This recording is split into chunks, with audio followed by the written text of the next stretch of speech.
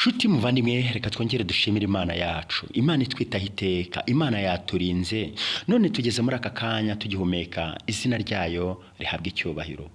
Imana yacu ni urukundo, ni Imana itatwirengagiza mu bibi no mu byiza tubana nayo, kandi ni ukuri yaturinze no muri iri ijoro rikeye amahoro, kandi igihamya cyabyo ni uko duhumeka. Buriya Imana ituretse gatoya, inshuti muvandimwe, ntago tuba tukiri abantu, kandi ubuntu bwayo butaturinze ntacyo twageraho. None se ijambo ry'Imana ntirivuga ngo Imana itarinze umudugudu abarinzi baba babereye maso ubusa? Yego niko biri. Reka rero urukundo rwayo, reka ubuntu bwayo tubwamamaze hose. Dukomeje kwiga ibyigisho by'ishuri ryo ku Isabato biyobora abakuze kwiga Bibiliya. Ni ibyigisho by'igihembwe cya gatatu umwaka w'2024. Ibyigisho bitegurwa n'itorero ry'Abadventiste mu munsi wa karindwi. Iki gihembwe cya gatatu tugezemo turi kwiga igitabo cya Mariko. Iki gitabo cya Mariko tugeze turi ku cyigisho cya mbere tugiye gusoza uyu munsi. Ni icyigisho kitubwira ngo itangiro ry'ubutumwa bwiza. Kandi uyu munsi wa none turi ku bindi byo kwigwa no kuzirikanwa. Ni tariki 5 z'ukwezi kwa karindwi. Ibindi byo kwigwa no kuzirikanwa. Turagushimye Data mwiza, tugushimira urukundo rwawe n'ineza yawe. Uri Imana ikomeye itwitaho iteka. Dukomeje kwiga ibyigisho byawe. Umwuka abane natwe, dusobanurire tubashe kugira icyo dukuramo, kandi ibyo twiga bibashe kubaka imibereho yacu, mu izina rya Yesu, amen. Ibindi byo kwigwa no kuzirikanwa. Umwanditsi yatangiye atubwira ngo soma igitabo cya Ellen White cyitwa Uwifuzwa ibihe byose. Igice cya 10 cyitwa Ijwi rirangururira mu butayu. N'igitabo cyitwa Ibyakozwe n'Intumwa, igice cya 17 cyitwa Integuza z'ubutumwa bwiza. Biratangaje kubona ukuntu ubutumwa bwa marayika wa mbere dusanga mu gitabo cy'Ibyahishuwe, igice cya 14 uhereye ku murongo wa 6. Aha hari amagambo atubwira ngo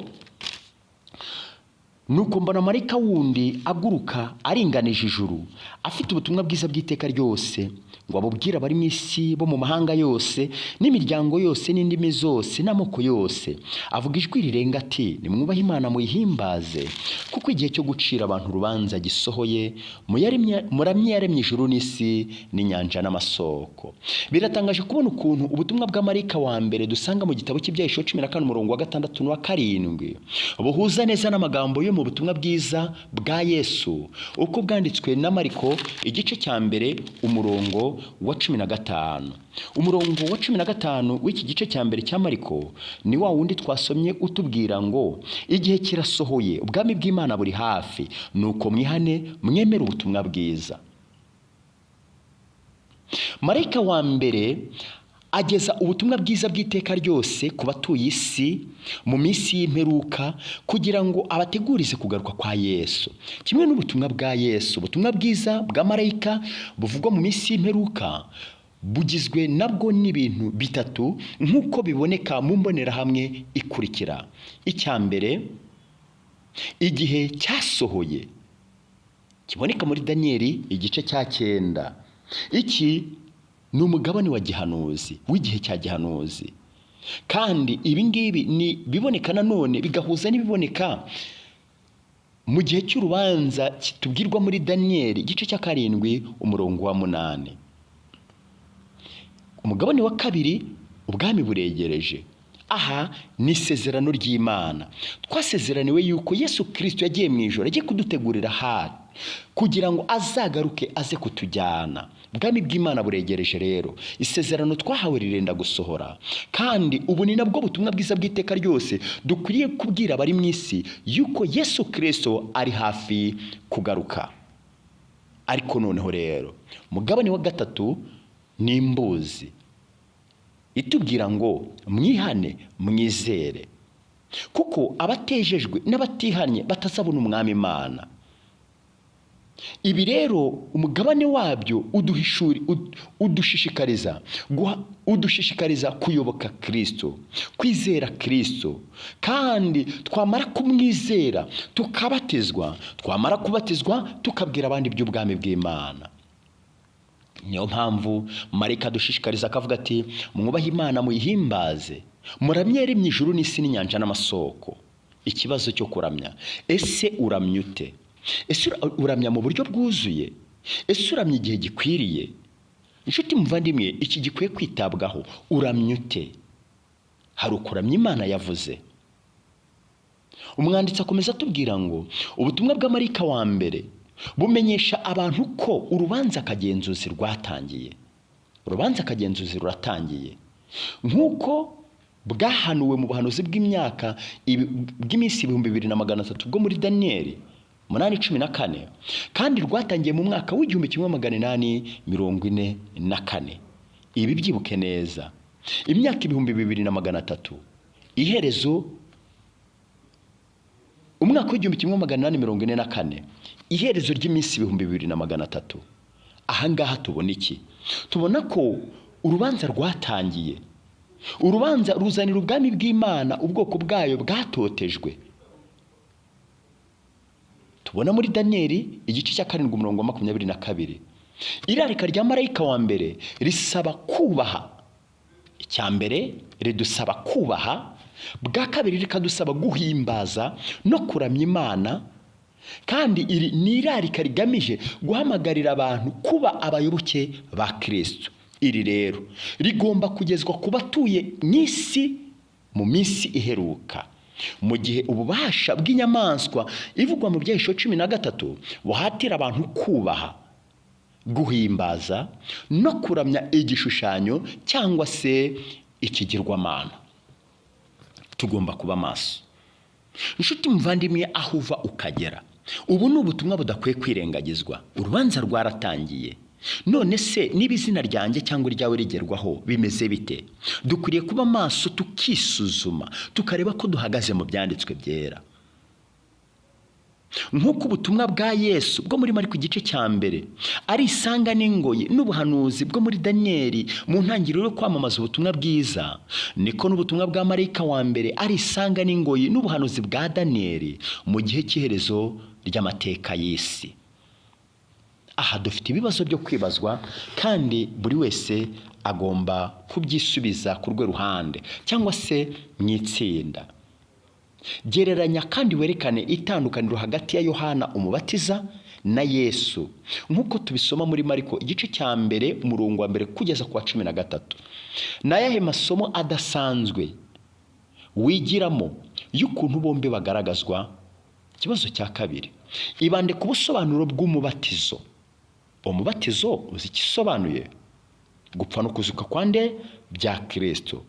Inshuti muvandimwe, burya gupfa no kuzuka kwa Kristo, iyo umuntu yibijwe mu mazi abagaragazwa nk'upfuye koko, arashyinguwe. Kwa kuvanwa muri Yorodani ukongera kugaragara, uba uzutse. Uyu ni wo mubatizo. Buri mubatizo aho uvukagera ushushanya gupfa no kuzuka bya Kristo. Ibihabanye n'ibi ngibi ntabwo byaba ari igisobanuro cy'umubatizo. Soma mu Baroma igice cya 6 umurongo wa mbere ugeze ku wa 4, na Yohana igice cya 3 umurongo wa mbere kugeza ku wa 8, maze ugereranya amasomo yombi n'umubatizo wa Yesu uvugwa muri Matayo igice cya mbere. N'ayahe masano hamwe n'itandukaniro habona? Ni buryo ki ibi bigufasha gusobanukirwa neza n'ubusobanuro bw'umubatizo? Ni ngombwa yuko umwizera wese akwiye gusobanukirwa n'umubatizo, kandi uwawukoze atarabisobanukirwa akabisobanukirwa, maze agatangira kujya mu bikorwa by'uyu mubatizo. Cya gatatu cyo kwibazwa, gereranya kandi werekane n'itandukaniro hagati y'ibivugwa mu butumwa bwa Yesu bwanditswe na Mariko hamwe n'ibivugwa mu butumwa bwa marayika wa mbere bwo mu Byahishuwe, nk'uko n'ubundi twabisabwe. Ni buryo ki gusobanukirwa n'ubu butumwa bigufasha kurushaho kubona neza umurimo wawe muri iki gihe? Inshuti muvandimwe, umurimo wacu muri iki gihe ni ukwamamaza ubutumwa bwiza. Mwibuke marayika wa mbere kuko igihe cyo gucira abantu urubanza gisohoye.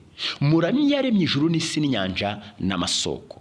Dukwiriye kwereka abantu ko bakwiye kuramya iyaremye ijuru n'isi n'inyanja n'amasoko, kandi bakayiramya mu buryo bukwiriye. None nakwibaza ngo uramya ute? Ndamya nte? Ibi nibyo kwibaza buri muntu ku giti cye. Reka twisuzume twumvishe ko urubanza kagenzuzi rwatangiye. Iyo havuzwe urubanza kagenzuzi ni ukugenzura ibyo umuntu akora, ibyo umuntu yakoze, maze izina rye rikandikwa ahakwiriye ibijyanye n'ibyo yakoze. Wowe bite? Njyewe bite? Imana idufashe tugirire neza, iduhe kwisuzuma no kwisubiramo, duhagarare ku rufatiro rukwiriye. Nibyo mbasabira mu izina rya Yesu Kristo, amen. Data mwiza, turagushimye, turaguhimbaje. Uri Imana ikomeye, utwitaho iteka ryose, ntiwigera udutenguha cyangwa ngo udutererane. Abana bawe rero twongeye kubona yuko urubanza rwatangiye, urubanza kagenzuzi. Ese ibikorwa byacu biteye bite? Turagusabye ngo uduhe guhagarara ku rufatiro rukwiriye. Tugushyize mu biganza abana bawe bose bumvishira ijambo. Data, tubasabiye umugisha utagabanyije, aho bava bakagera turabakweretse, kugira ngo ubahe umugisha n'imiryango yabo.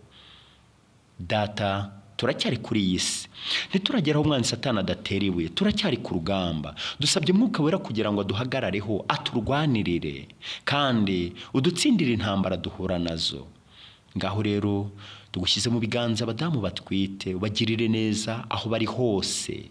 Komeze kubungabunga imbuto wabahaye, igihe gikwiriye gisohoye tuzaguhimbaza. Si bo bonyine, twongeye kukwereka imfubyi n'abapfakazi. Data, abana barebererwaga ariko abo bareberera bakaba batagihari. Turagusabye ngo wowe nk'Imana ahari icyuho uhuzuze, maze Mwami mwiza ubanide kwiheba no guheranwa n'agahinda. Urukundo rwawe nk'ihumure kuri twese. Data, rukomeze kubana nabo. Abari mu mazu y'imbohe turabakweretse. Data, turagusabye kugira ngo aho bari mu bihome ubarinde kwiheba, ahubwo ubahe kwera imbuto zikwiriye abihana. Bihane ibyaha maze baguhindukirire, bicuze mu mitima yabo, bagirirwe ubuntu nawe. Ngaho rero Mwami mwiza, abari ku bisasiro barembejwe n'uburwayi turabakweretse. Arabafite indwara z'akarande. Data, Mwami mwiza, niwe wenyine wabihumure, kandi wakizaga abakera ibikomeye, ubu nabwo ntibyakunanira. Tubagushyize mu biganza, ubakize, ubarebana amaso y'imbabazi, maze wongere ubahagurutse, bakomere, bemare, bumve ko ari ab'agaciro mu maso yawe. Urubyiruko rwacu, abasore n'inkumi, tubagushyize mu biganza. Data, by'umwihariko turagusabye kugira ngo ubagirire neza. Aba ni abahura n'ibigeragezo bikomeye bitandukanye byinshi cyane, kuko umwanzi Satani adakunda imbaraga zawe zabo ko bazigukoreshereza. Turagusabye ngo umubatsindire. Ngaho rero abana bawe twese uko tungana tujye gushakisha imibereho, kuko tukiri kuri isi tugomba guhiga.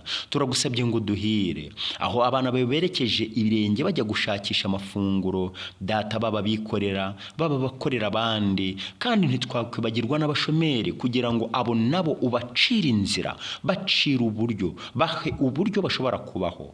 Reka rero ineza yawe ikomeze kubana natwe. Twese tukwishyize mu biganza, uduhire mu izina rya Yesu, amen.